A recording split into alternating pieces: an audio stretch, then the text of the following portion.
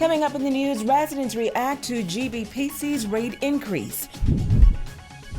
Also, one union say it is time for students to return to the classrooms. And a young Grand Bahamian investing in a new radio station. The Bahamas Tonight, the Northern Edition, starts now. This is the Bahamas Tonight, Northern Edition.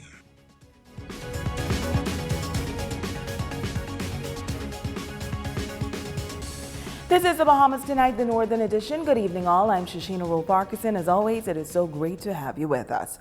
Topping news this evening, the pending increase in electricity bills creating a bit of outrage among residents of Grand Bahama. On Monday, the Grand Bahama Port Authority announced that the power company's application for a rate increase was granted, but reduced from 6 to 3.3%. But some residents say no matter the percentage, consumers cannot handle an increase at this time. Jamila Mizik has our top story. Come April 1st, electricity consumers on Grand Bahama can expect a 3.3% increase in rates, and this news is not sitting well with many residents. Our news team spoke with Grand Bahama Chamber of Commerce President Greg LaRota, who says he believes any increase at this time is not good. We still have a lot of businesses that are struggling, and we know for some time now one of their biggest complaint used to be that power costs on Grand Bahama is just too high. So in those conditions, while they're struggling to now approve a rate increase of any amount, I feel is the timing on it is just not good, and that it should not have been approved. LaRota adding that the Chamber will continue to have discussions with the GBPA, the regulator, as well as GBPC, to see if something could still be done to delay even beyond April and give the economy a time to recover and for businesses to, get a little stronger foothold before we look at any sort of rate increase. If it's a situation where the profit margin is just not big enough, I think they should reconsider and delay it. If it's a situation where they're saying they're losing money, again, I understand where they're coming from, but everyone's losing money right now. And so the timing, I still feel, is a bit off, and every consideration should be given to delay it more. We're still paying the recovery fee from the hurricane for the power. So I think this is just a bit much right now. These residents say this most recent rate increase to 3.3% is unacceptable. I think it's disgusting. I think the people in this island have suffered enough. They can't afford no more increases. I mean, I have a small home, and it costs me maybe like $300 at this time of year. It's just ridiculous. Ridiculous. There's people out here who can't feed their children. I just don't think it's right. I mean, they take 2% VAT off for you and then put 3.3 on your power bill. So what good is that doing to anybody? It's time that they really did look and see what's happening here. I think everybody's sitting with their eyes closed and their ears. If they had come back with the Port Authority with a good gesture and said, look, we'll reduce it by that amount, it'll be better for the people in Grand Bahama. We've been taking our beating from God knows when. Some years ago, they had attached an increase to our power bill, suggesting that it was for something in case something unforeseen happened, like hurricanes. And I think what they were alluding to at that point, they were looking to garner some $30 million in the event of catastrophic events. I didn't hear anything about it since, but if they had that, and when you come into business, to take a risk. So for us to have to protect their risk at our behest, and these times, no. And this resident says she believes when it comes to electricity service providers, competition is necessary. If you have competition, things will be different. If persons don't have competition, that's it. It's just like the food store and everywhere else you go. Now we get Sawyers in all the other stores. We have a little competition, things get a little bit better. So hopefully some other investors decided to come to Grand Bahama and just help us out with all of these high prices. Now, this decision for the rate increase comes after an extended deliberation process by the Grand Bahama Port Authority in its regulatory capacity, who have given approval for the Grand Bahama Power Company to increase the rates. Many residents argue that there needs to be an independent regulator for the island. The judge, jury, everything in one. So it's no win for us. Jamila Mizik, ZNS Network News. Power officials say they value the relationship with all consumers and with key stakeholders like the business community and the government. And they add that while no one wants to see a rate increase, this adjustment is necessary for them to be able to invest in operations and maintaining safe, reliable services for years to come.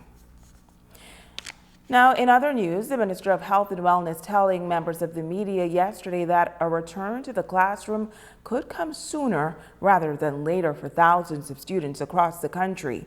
He says schools can return to in-person learning soon because signs appear to be encouraging. Tonight, the leader of the Bahamas Education Counselors and Allied Workers Union is supporting this position. Jamila Mizik reports. It is time to return to the classroom. Those are the sentiments of President of the Bahamas Educators, Counselors, and Allied Workers Union, Sandra Major, who says while they understand that health is important, teachers are ready to return to face-to-face instruction. We know that nothing takes learning better than face-to-face. We advocate for face-to-face. But we know that we have to work with the government to make sure that everyone stays safe.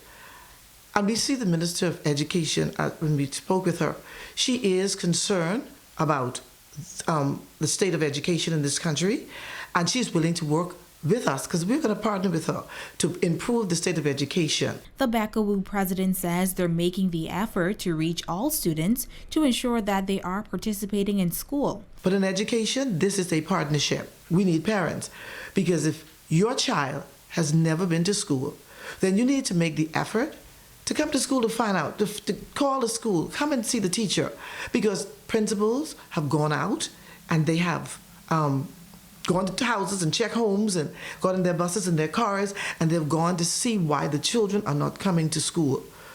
So how do we make this education better? We must partner. We must do it together because it's not going to work otherwise. And she says another concern is the status of those students who are graduating. It's important. There are criteria for graduation that has to be met before you can graduate. So our hope is that the Ministry of Education will make sure, see that the children, so we don't want to disenfranchise any child, and make sure that these children who are graduating 2022, because of the requirements, may not meet them. So how do we fill in the gap now for them to graduate? We're supposed to be having exams. What do we do about the BJCs and the GLAT and the BGCSEs? How do we make sure that every child gets what is required for them? We know that we're going to lose some children, and this is worldwide. I mean, statistics are showing that children could be like 6 months behind because of this. We may have lost them for a year. Some have graduated last year and the year before. How do we still reach them? Now, Major adds that the LMS virtual learning system works, but she says devices and connection are sometimes an issue. Teachers are sometimes using their own phone. Teachers are using their own device. They now need help as well, but they need better quality devices. The children, governments, local organizations are giving devices to children. And so the parents must be more responsible, that the children use them wisely and know that they're being used for their schooling. But the LMS system itself is doing what it's supposed to do, which is teachers can no longer get our grades, and we can teach from the platform. We have no issues with that. However, she says they will continue to advocate for face-to-face instruction. Jamila Mizik, ZNS Network News. Well, COVID-19 numbers still a cause of concern on Grand Bahama. Here's what Acting Clinical Director for Community Health, Stacey Bevan, says you should do if you test positive. Most persons are doing the rapid test for travel. If they're doing the rapid test for travel and they're not having any symptoms at all and they got a positive test, I would definitely recommend that they go and get a PCR done to confirm that result. Now, persons who are symptomatic and they test positive for the rapid test, so if they're having fever, chills, and all of the other symptoms that we would have listed, then by all means, we will actually isolate them and treat them as if they were COVID positive patients. For family members in the household, this is what Dr. Bevins advises as per the new Ministry of Health regulations. Would have been tested positive for the rapid test. We ask that that person in particular isolate, meaning they stay in their room away from all of their family members as best as possible. If they have to go out into the main space, that they wear their face mask and they clean up behind themselves as best as possible with the recommended disinfectant. But we are asking that, according to the new protocol that was sent out to the public at large, persons who are fully vaccinated, they will not necessarily have to remain in quarantine, but they are asked to wear their mask at all times while in public and to take the test on the 5th day to ensure that they are still negative.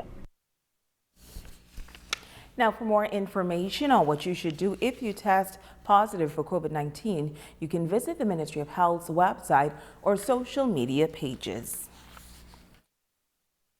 3 confirmed COVID-19 cases reported yesterday, 155 in New Providence, 4 on Grand Bahama, 3 on Eleuthera, 2 each on Exuma and Andros, and another 1 on Long Island, for a grand total of 31,549 cases to date. Of Tuesday's cases, 48 in New Providence, 1 Long Islander, and 1 Exuma resident show a history of travel within 14 days. Hospitalizations appear to be on the decline. It's down to 147, 139 cases listed as moderately ill, the other 8 in the intensive care unit. Some 124 people recovered from the illness yesterday. Switching gears now, police are investigating an apparent robbery that took place this afternoon downtown Freeport. Unconfirmed reports reaching our newsroom say that a female was walking in the area of a business establishment when she was accosted by a young adult male who grabbed her bag and pushed her to the ground before making his escape with an undetermined amount of cash. Meantime, police on Grand Bahama are on the lookout for 3 suspects wanted on the charge of armed robbery.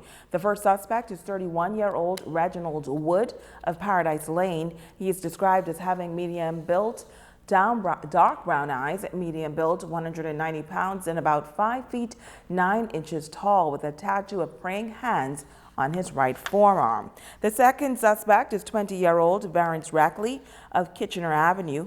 Reckley is of dark brown complexion, medium built, 150 pounds, and about 5 feet 5 inches tall, with brown eyes. Next is 38-year-old Clifford Haston Heald of Jonestown, 8 Mile Rock. He is also wanted by the Criminal Investigation Department on Grand Bahama for robbery with violence.